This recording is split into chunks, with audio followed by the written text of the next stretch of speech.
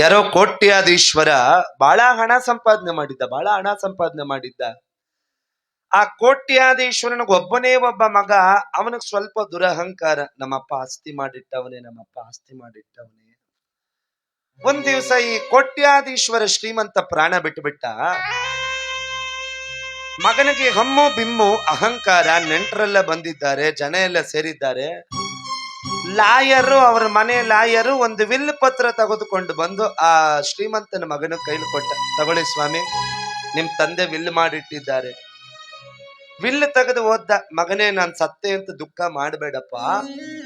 ನನ್ನ ಕಡೆಯ ಆಸೆ ಒಂದಿದೆ, ಅದನ್ನ ನೀನ್ ನೆರವೇರಿಸ್ಕೊಡ್ಬೇಕು. ಖಂಡಿತ ನೆರವೇರಿಸ್ಕೊಡ್ತೀಯ ನೀನು. ಏನಿರ್ಬೋದು? ಮುಂದಕ್ಕೆ ಓದ್ದ. ಏನಿಲ್ಲ, ನನ್ನ ಕೋಣೆಯಲ್ಲಿ ವಾಲ್ಡ್ರೂಫ್ ತೆಗಿ. ಆ ವಾರ್ಡ್ರೂಫ್ ಒಳಗಡೆ ಒಂದು ಹಳೇ ಸವದೋಗಿರೋ ಚಪ್ಪಲಿ ಇದೆ, ನನಗಿಷ್ಟವಾದ ಚಪ್ಪಲಿ.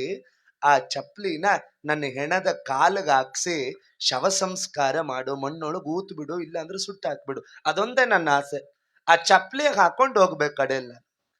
ಆಗ್ಬೋದು, ಕರೆಸ್ರಿ ಅಂತ ಹೇಳಿ ಚಪ್ಪಲಿ ತಗೊಂಡು ಬಂದು ಇನ್ನೇನು ಅಪ್ಪನಿಗೆ ಹಾಕುವಾಗ ಊರಲ್ಲಿದ್ದವರೆಲ್ಲ ಜಗಳಕ್ಕೆ ಬಂದ್ರು. ಏನ್ರಿ, ಏನೋ ಯಾರು ಮಾಡದೇ ಇರೋದನ್ನ ನೀವು ಮಾಡ್ತಾ ಇದ್ದೀರಾ? ನನ್ನ ಹತ್ರ ಹಣ ಇದೆ ಅಂತ ನಿಮ್ಮ ಹತ್ರ ನೀವು ದೌಲತ್ ಮಾಡಬಹುದು, ಆದ್ರೆ ಹೆಣಕ್ಕೆ ಚಪ್ಪಲಿ ಹಾಕಂಗಿಲ್ಲ. ಹೆಣಕ್ಕೆ ಮೈ ಮೇಲೆ ಯಾವುದನ್ನು ಕೂಡ ಇಡೋ ಆಗಿಲ್ಲ. ಹೆಣಕ್ಕೆ ಯಾವುದೇ ಒಂದು ಪದಾರ್ಥವನ್ನಿಟ್ಟು ಮಣ್ಣು ಮುಚ್ಚೋ ಆಗಿಲ್ಲ, ಬೆಂಕಿ ಹಾಕೋ ಆಗಿಲ್ಲ. ನಾವು ಒಪ್ಪೋದಿಲ್ಲ, ಇದನ್ನು ಒಪ್ಪೋದಿಲ್ಲ, ಶಾಸ್ತ್ರ ವಿರುದ್ಧವಾದದ್ದು ಅಂತ ಹೇಳಿ ಎಲ್ಲರೂ ಗಲಾಟೆ ಮಾಡಿ ಅವನ ಮೇಲೆ ಜಗಳಕ್ಕೆ ಬೀಳ್ತಾ ಇದ್ದಾರೆ. ಆಗ ಆ ಜನಸಂದಣಿಯ ಮಧ್ಯಕ್ಕೆ ದೂರದಿಂದ ಒಬ್ಬ ಓಡಿ ಬಂದ. ಅವನು ಯಾರು? ಸತ್ತೋಗಿದ್ದ ಕೋಟ್ಯಾಧೀಶ್ವರನ ಸ್ನೇಹಿತನ ಮಗ. ಅಣ್ಣ ಅಣ್ಣ, ಏನೋ ನಿಮ್ಮಪ್ಪ ಸಾಯಕ್ ಮುಂಚೆ ನನ್ನ ಹತ್ರ ಇದೊಂದು ಪತ್ರ ಕೊಟ್ಟಿದ್ರು, ನನ್ನ ಮಗನಿಗೆ ಈ ಪತ್ರ ಕೊಟ್ಬಿಡು ನಾನು ಸತ್ತ ಮೇಲೆ ಅಂತ.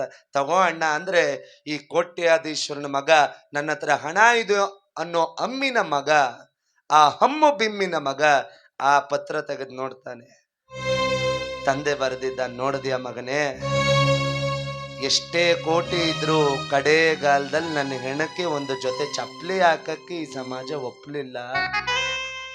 ಕಡೆಗೆ ನಾನು ಹೋಗುವಾಗ ಒಂದು ಜೊತೆ ಚಪ್ಪಲಿನೂ ತಗೊಂಡು ಹೋಗ್ಲಿಲ್ಲ. ನಾನಿದ್ದಾಗಂತೂ ನೀನು ಬುದ್ಧಿ ಕಲೀಲಿಲ್ಲ. ಈಗಲಾದ್ರೂ ಯೋಚನೆ ಮಾಡು.